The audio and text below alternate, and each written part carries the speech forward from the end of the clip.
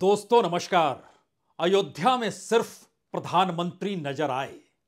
अयोध्या में प्राण प्रतिष्ठा के वक्त तमाम कैमरे सिर्फ एक ही शख्स पर मौजूद थे और वह देश के प्रधानमंत्री थे। इतनी बड़ी तादाद में वीआईपी की कतार पहुंची थी, लेकिन सिर्फ पीएमओ के कहने पर पहुंची थी। इतनी बड़ी कतार में इस देश के तमाम कॉरपोरेट की मौजूदगी थी, तमाम बॉलीवुड मौजूद था और देश भर के तमाम नामचीन लोग भी मौजूद थे, सिर्फ पीएमओ के कहने पर। और सरकार के भीतर चाहे 75 मंत्री ही क्यों ना हो, लेकिन किसी भी मंत्रालय से जुड़ा हुआ कोई भी महत्वपूर्ण ऐलान हो या लोगों से जुड़ा हुआ किसी ऐलान को करना हो तो उस मंत्रालय के मंत्री नहीं बल्कि प्रधानमंत्री ही करते हैं। बीजेपी राजनीतिक तौर पर इस देश में चाहे सबसे बड़े दल के तौर पर फैली हुई हो और दुनिया में सबसे ज्यादा किसी राजनीतिक दल के कार्यकर्ताओं की मौजूदगी अगर है तो वह बीजेपी में ही हो, लेकिन हर बड़ा ऐलान, हर बड़ा निर्देश प्रधानमंत्री के इर्द गिर्द ही जाकर सिमट जाता है। यहां तक कि किसी राज्य में बीजेपी जीत जाए तो भी ऐलान प्रधानमंत्री करते हैं, मुख्यमंत्री कौन बनेगा। किसी की अपनी राजनीतिक जमीन कितनी भी पुख्ता और कितनी भी मजबूत क्यों ना हो, लेकिन इस वक्त प्रधानमंत्री के औरे तले हर कोई मध्यम पड़ जाता है। और इस पूरी प्रक्रिया के भीतर एक सवाल यह भी है कि कल जब अयोध्या में प्रधानमंत्री मोदी प्राण प्रतिष्ठा कर रहे थे, उस वक्त देश के गृह मंत्री और दूसरे नंबर के सबसे ताकतवर शख्स अमित शाह कहां पर थे। उसी वक्त बीजेपी के राष्ट्रीय अध्यक्ष जेपी नड्डा कहां पर थे। उसी वक्त देश के लोकप्रिय केंद्रीय मंत्री नितिन गडकरी कहां पर थे। उसी वक्त उत्तर प्रदेश के पूर्व मुख्यमंत्री रहे और एक कद्दावर नेता के तौर पर जिनकी पहचान है राजनाथ सिंह, वो कहां पर थे। और ये सभी अयोध्या में क्यों नहीं थे। सभी को निमंत्रण कार्ड मिला था। उस निमंत्रण कार्ड के जरिए वो पहुंच सकते थे और लगभग 48 घंटे पहले तक यह तय था कि सभी अयोध्या जाएंगे। लेकिन फिर ऐसा क्या हुआ कि कोई अयोध्या नहीं पहुंचा और सिर्फ एक ही तस्वीर प्रधानमंत्री की, उसी के इर्द गिर्द समूची अयोध्या एक झटके में आकर समा गई। और बीजेपी हो या केंद्रीय मंत्रियों की फहरिस्त हो या अपने ताकत और राजनीतिक बल को दिखाने वाले नेताओं की कतार अपनी अपनी जगहों पर क्यों ना हो, चाहे वह मध्य प्रदेश के भीतर एक वक्त शिवराज सिंह चौहान हो या वसुंधरा राजे राजस्थान में हो, कहां कोई मायने रखता है इस दौर में। और यही सवाल धीरे धीरे अब और बड़ा हो चला है कि लोकसभा चुनाव अब पूरे तरीके से अयोध्या के राम मंदिर की छांव में ही होंगे।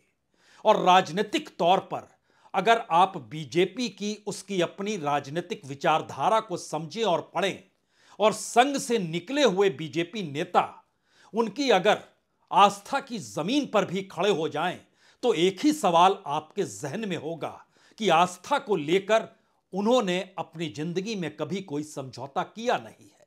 और तमाम मुश्किल वक्त में हर कोई आपको मंदिर में पूजा पाठ करते हुए ही नजर आएगा और सामान्य अवस्था में भी अपनी आस्था को लेकर वह जुड़े रहते हैं। जिस वक्त इस देश के गृह मंत्री अमित शाह पर केस चल रहा था, जब उन्हें गुजरात में तड़ीपार कर दिया गया, उस वक्त वह 11 महीने तक इस देश के तमाम मंदिरों में घूम रहे थे। शिवलिंग जहां जहां देश में है उन मंदिरों में गए और वो गाहे बगाहे मानते हैं निजी बातचीत में कि यह उनकी एक ताकत थी जब वो मंदिर मंदिर जा रहे थे। तो एक सवाल कोई भी पूछ सकता है, इस देश के भीतर में राम मंदिर और वह भी प्राण प्रतिष्ठा के वक्त, वह भी एक राजनीतिक संघर्ष की एक पूरी की पूरी पीढ़ी उसमें खप गई। लेकिन उस मंदिर के प्राण प्रतिष्ठा के वक्त देश के गृह मंत्री दिल्ली के बिरला मंदिर में पूजा क्यों कर रहे थे, वो अयोध्या क्यों नहीं गए। जब जब मुश्किल वक्त आता है या सामान्य दिनों में देश के रक्षा मंत्री राजनाथ सिंह विंध्याचल में नजर आते हैं और वहां पर वह मंदिर में पूजा पाठ करते हुए दिखाई देते हैं। और जानने वाले कहते हैं कि अक्सर वो जाते हैं और जिस वक्त उत्तर प्रदेश के मुख्यमंत्री थे या राजनीतिक तौर पर जब जब उनके सामने मुश्किल हालात हुए और जब वो अध्यक्ष भी बने तो उसके बाद उन्होंने विंध्याचल का ही रुख किया, यानी आस्था से कोई समझौता नहीं। लेकिन कल वह भी अयोध्या में नहीं थे, वो अपने घर में ही पूजा पाठ कर रहे होंगे। बीजेपी तो पूरे राजनीतिक तौर पर उसकी पहचान मंदिर और संघर्ष और आस्था से जुड़ी रही है और खुद को वह हिंदूवादी पार्टी कहने से कतराती नहीं है। लेकिन बीजेपी के अध्यक्ष जेपी नड्डा, उनको भी जो लोग जानते हैं, जो उनके करीब के हैं, जो पटना से उन्हें जानते हैं, जब वो वहां पर पटना यूनिवर्सिटी में पढ़ा करते थे, उनकी आस्था और मंदिर या गुरुद्वारे में जाना उनका कभी रुका या थमा नहीं है। लेकिन वह भी कल वहां नहीं थे, वो झंडेवालान के मंदिर में दिल्ली में थे, वो अयोध्या क्यों नहीं थे? जाहिर है ये सवाल इसलिए महत्वपूर्ण हो चले हैं कि व्यक्ति की आस्था और खास तौर से एक ऐसा मौका, जिस मौके का लाभ उठाने के लिए या जिस मौके पर नमन करने के लिए कल जब वीआईपी के दर्शन खत्म हो गए और आज जिस तरीके का रेला था, वो बताने के लिए काफी है कि भारत की राजनीति में धर्म की राजनीति और आस्था कितना बड़ा सवाल है, और खास तौर से तब जब उसे बीजेपी भुनाने में सफल हो चुकी है राजनीतिक तौर पर। और यह सवाल अब रेंगने लगा है, क्या अयोध्या का राम मंदिर तीसरी बार बीजेपी को या मोदी सत्ता को जिता देगा? और अगर इसी मंदिर के आश्रय राजनीति को अब साधना है तो बड़े बड़े नेता क्यों नहीं पहुंचे और तमाम नेताओं की तस्वीर अयोध्या में क्यों नजर नहीं आई? क्योंकि इस दौर में एक तस्वीर हम आपको आज दिखलाते हैं। देखिए कितनी बड़ी तादाद में आज भक्त अयोध्या पहुंचे हैं। स्थिति इतनी विकट हो गई कि वहां पर जो पुलिस बैरिकेड था वह भी टूट गया। Law and order DGP special जो है उनको आना पड़ा, प्रिंसिपल सेक्रेटरी होम जो है उनको आना पड़ा, उसके बाद खुद मुख्यमंत्री को आना पड़ा। इतनी बड़ी तादाद में भक्तों का रेला आज अयोध्या में नजर आ रहा था। किसी तरीके से सबको कतारबद्ध कर दर्शन कराने के लिए परिस्थिति लाई गई। लेकिन यह मैसेज बीजेपी के भीतर है कि अगर आपने इस देश के 1 लाख मंदिरों को साध लिया तो उसके बाद बरसों बरस तक आपको कोई हरा नहीं सकता है राजनीतिक तौर पर। लेकिन इस देश के भीतर का सच तो एक यह भी है कि मंदिर के आश्रय सत्ता नहीं मिली, इसीलिए 2014 में मंदिर का जिक्र नहीं था, 2019 में मंदिर का जिक्र नहीं था। लेकिन इन सब के बावजूद लोगों की आस्था क्या राजनीतिक तौर पर वोट में भी तब्दील होती है? यह सवाल इस वक्त बहुत महत्वपूर्ण है। लेकिन हमने आपसे जिक्र किया अयोध्या की इस तस्वीर को देखिए, कितनी बड़ी तादाद में भक्तों का रेला अयोध्या में जो कल से मौजूद था, आज उसके सब्र का बांध टूट गया और वह दर्शन करने के लिए लालायित हो चला और उसके भीतर आस्था कुलाचे मारने लगी।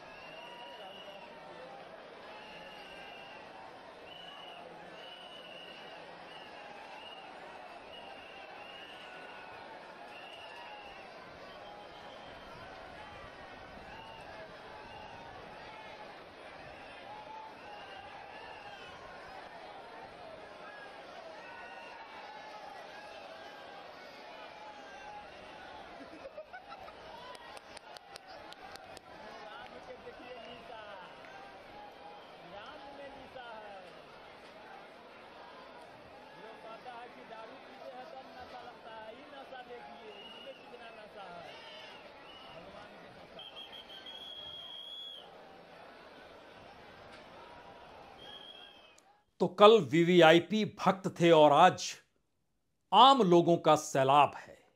इन दो परिस्थितियों के बीच इस देश के केंद्रीय मंत्री और पार्टी अध्यक्ष भी तो होंगे, उन कद्दावर नेताओं की भी तो एक पूरी कतार होगी बीजेपी के भीतर, जिन्होंने समझा, जाना और राजनीति के मैदान में कूदते वक्त इस बात का एहसास उन्हें शुरू से रहा कि दरअसल मंदिर और भगवान का दर्शन दोनों तो उनके साथ जुड़ा है, उनकी रूह के साथ जुड़ा है। तो क्या बीजेपी के भीतर अब यह सवाल बड़ा हो चला है कि आने वाले वक्त में जब टिकटों को देने का जिक्र भी होगा, तब भी यह कौन तय करेगा जिसने एक झटके में उनके 48 घंटे पहले कि उस यात्रा को रोक दिया जो अयोध्या की दिशा में तो जा रही थी, लेकिन कहा गया कि अब आप मत आइए, आप अपने तौर पर दिल्ली में मौजूद रहिए, आप इस मंदिर जाइए, आप उस मंदिर जाइए, आप अपने घर में पूजा पाठ कीजिए, लेकिन अयोध्या नहीं आइए।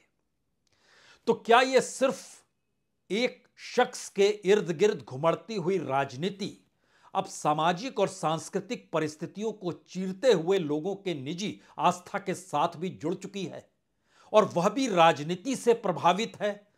या राजनीतिक सत्ता की जरूरत है इस दौर में एक ही शख्स की चकाचौंध तले समूची पार्टी, समूचे मंत्रालय और इस दौर में समूची आस्था को भी समेट लेने का? यह सवाल बीजेपी के भीतर नेताओं की फुसफुसाहट के बीच का है। यानी हर उस जगह पे जहां उनकी मौजूदगी उनके दिल की इजाजत के साथ चलने को बेताब, वही अगर राजनीतिक तौर पर रुक जाए तो फिर ऐसी राजनीति का क्या मतलब हो सकता है? और इस राजनीति से हटकर क्या अपनी जिंदगी के साथ चलने की परिस्थिति अब नेताओं ने गंवा दी है? कुछ इस तरीके का डर या खौफ भी है, क्योंकि यह फुसफुसाहट अगर बहुत सारे लोगों में होने लगे तो यह बाहर सुनाई देती है, और राजनीतिक तौर पर यह फुसफुसाहट इस बात के एहसास को लेकर साथ जीती है कि जब नेताओं की फरिश्त में हर कोई मंदिर के आसरे कभी भी जाता रहा, और जब राम मंदिर का जिक्र आया तो वो राम मंदिर से दूर सिर्फ इसलिए हो गया कि 2024 के चुनाव की दिशा इसी आसरे चलनी है और एक ही शख्स के चकाचौंध तले 2024 का चुनाव जीतना है। ऐसा नहीं है कि कल सभी पूजा कर रहे थे और आज सभी अयोध्या चले गए या थम गए, जी नहीं। और ऐसा भी नहीं है कि कोई मंदिर से दूर हो गया, ऐसा भी नहीं है, क्योंकि देश के गृह मंत्री अमित शाह आज श्री आदिनाथ दिगंबर जिनबेम पंच कल्याणक प्रतिष्ठा महोत्सव गुजरात के सोनगढ़ में मौजूद थे। नितिन गडकरी जिक्र कर रहे थे रिलीजियस टूरिज्म को लेकर, और जेपी नड्डा गुजरात पहुंचकर जो वहां पर पार्टी का दफ्तर खोल रहे थे, गांधीनगर में पार्टी ऑफिस जो खोल रहे थे, वहां पर 2024 में जीत और उसके एहसास को पत्रकारों के साथ वार्तालाप में खुले तौर पर बता रहे थे। यानी मंदिर भी है, आस्था भी है, राजनीति भी है, लेकिन खुद अयोध्या से दूर है। यह फुसफुसाहट कमोवेश दर्जनों नेताओं में बीजेपी के भीतर है, और इसका एक सच यह भी है कि कल बीजेपी हेडक्वार्टर में पूजा भी हुई, लेकिन उस पूजा में कोई बड़ा नेता मौजूद नहीं था। अच्छा था, छोटे नेताओं की मौजूदगी थी, और जिन्हें तमाम वीवीआईपी नेताओं के सामने दरकिनार कर दिया जाता है, वह पूजा पाठ में बैठे।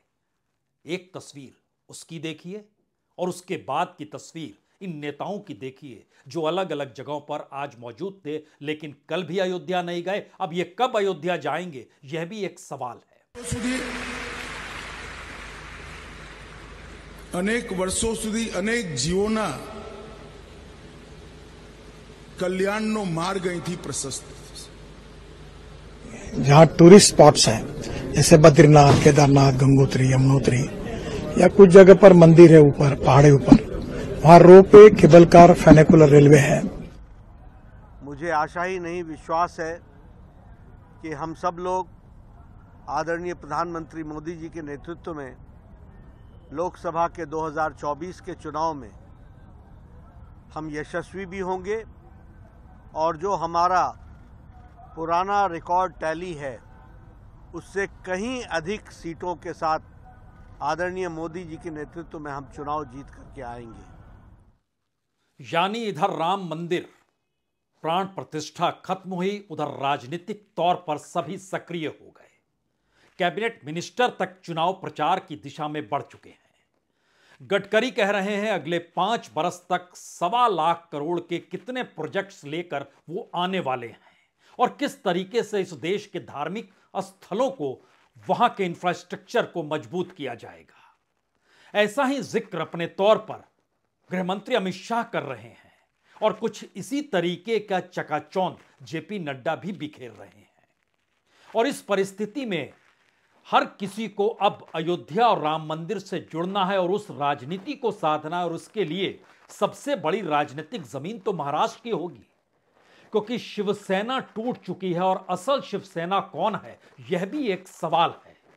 और इसीलिए शिवसेना को तोड़ा गया, लेकिन बाला साहब ठाकरे वह किसके विरासत में आएंगे, इसको लेकर राजनीतिक तौर पर एकनाथ शिंदे ने चुनाव आयोग के आश्रय या सुप्रीम कोर्ट की छांव तले या फिर स्पीकर के फैसले तले अपने अनुकूल सब कुछ कर लिया, या दिल्ली ने चाहा कि उद्धव ठाकरे दरकिनार हो जाएं, हाशिए पर चले जाएं। लेकिन हर राजनीति करने वाला जानता है कि महाराष्ट्र के भीतर शिवसेना शब्द आते ही बाला साहब ठाकरे को आप दरकिनार कर नहीं सकते हैं। तो फिर अयोध्या और राम मंदिर का जिक्र हुआ और वोट हिंदुत्व के नाम पर उस शिवसेना के साथ रहे जिसमें बाला साहब ठाकरे के बेटे नहीं हैं। तो एकनाथ शिंदे ने भी एक नया सपना दिखाया और बहुत साफ तौर पर कहा, राम भक्तों का सपना किसने पूरा किया? नरेंद्र मोदी ने पूरा किया।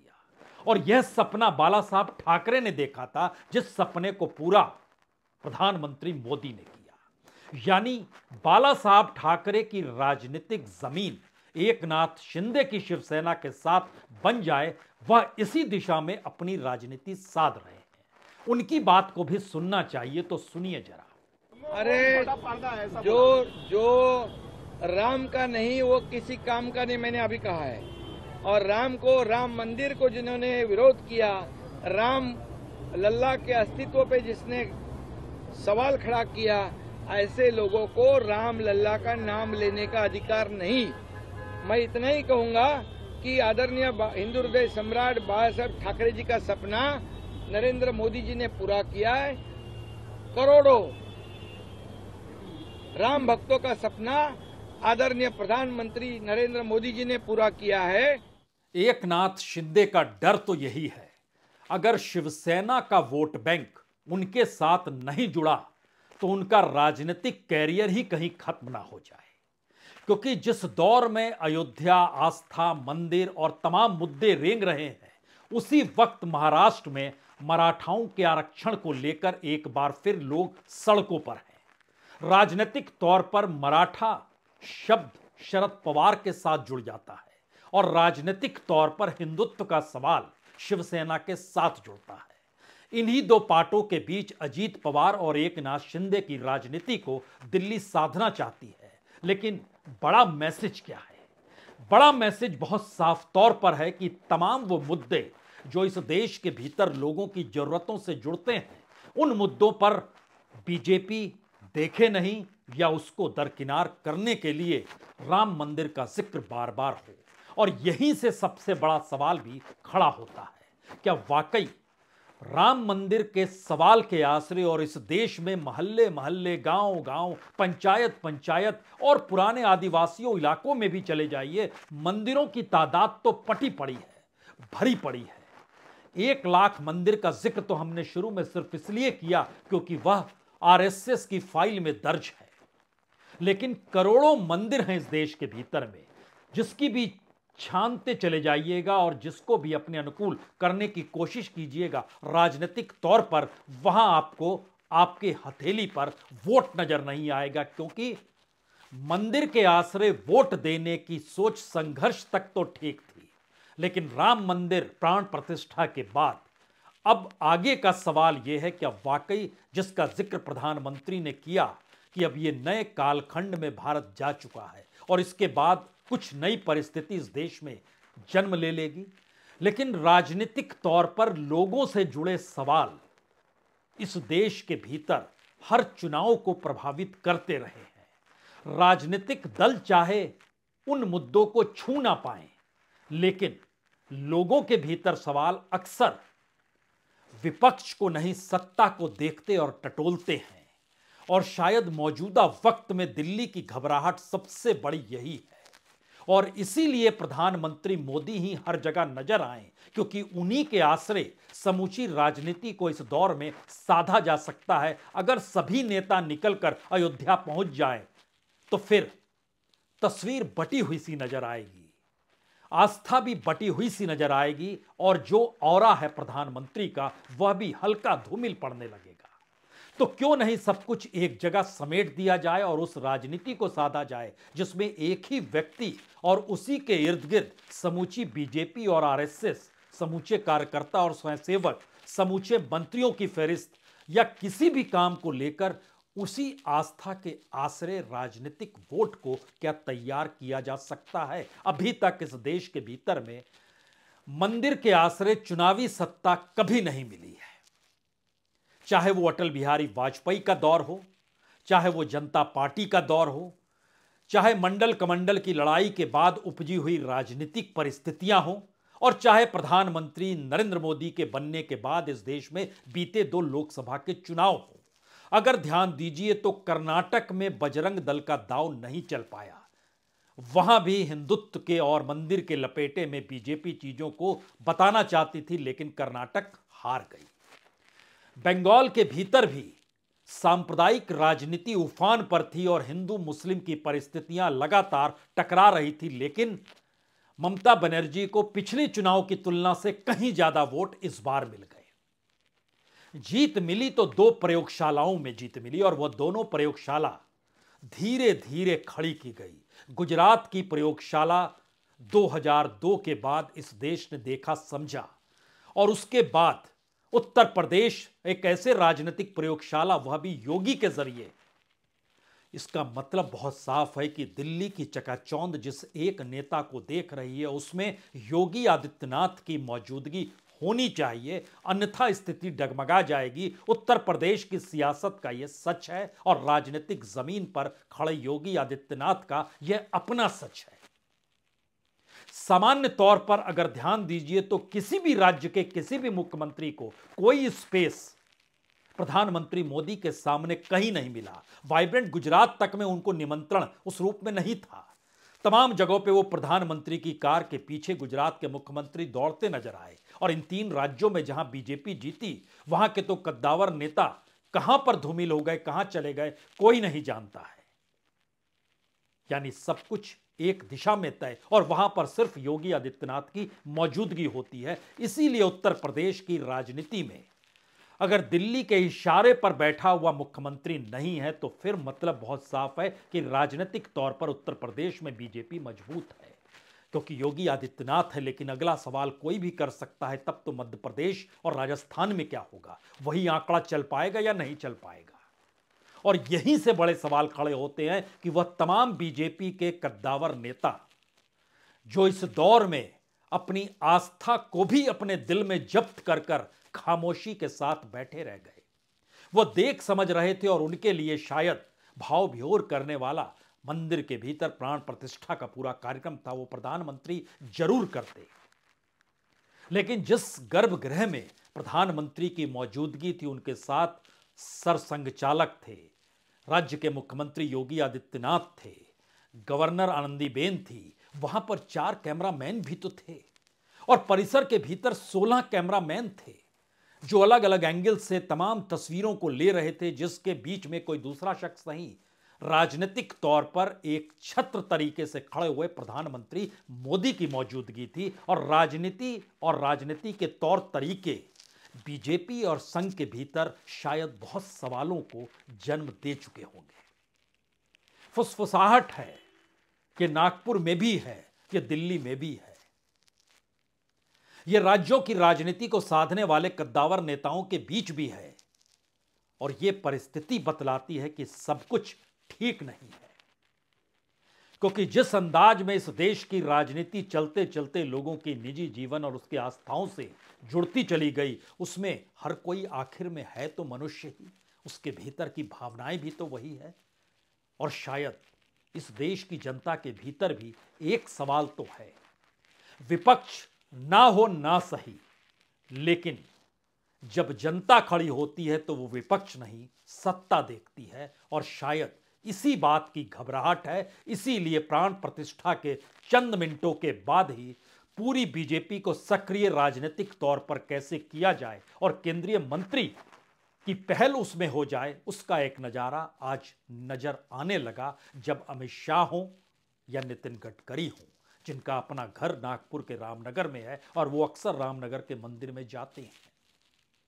लेकिन अयोध्या के राम मंदिर को लेकर उससे पहले संघर्ष के दिनों में उनसे भी कोई सवाल पूछते तो वह भी बात करते करते भावुक हो जाते थे। लेकिन कब दर्शन जाने को मिलेगा, यह आस्था सवाल खड़ा करेगी या राजनीति। सबसे मुश्किल परिस्थिति बीजेपी के भीतर यही हो चली है कि जिस आस्था और धर्म के आश्रय उसने अपनी राजनीति को साधना शुरू किया, उसी राजनीति ने धर्म और आस्था को साधना शुरू कर दिया है। बहुत बहुत शुक्रिया, बहुत बहुत शुक्रिया।